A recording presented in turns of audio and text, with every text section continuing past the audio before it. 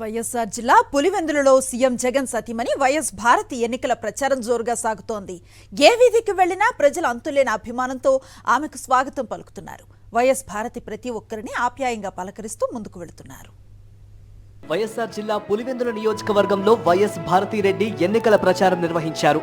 Kadapa MP Avinash Reddy సతీమణి YS సమతారెడ్డితో కలిసి ఇంటింటా ప్రచారంలో పాల్గొన్నారు.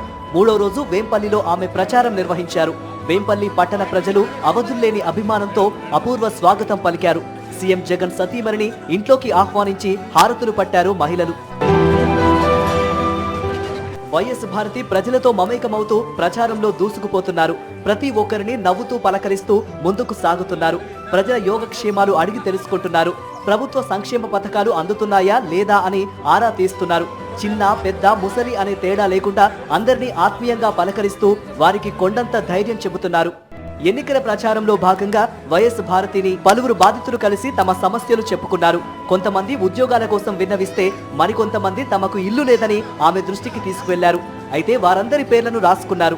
అందరికీ న్యాయం చేస్తామని వారికి భరోసా ఇస్తూ ప్రచారాన్ని ముందుకు సాగించారు. ఈ ప్రచార సమయంలో వేంపల్లి పట్టణ ప్రజలంతా కూడా వైఎస్ భారతితో కలిసి నడిచారు.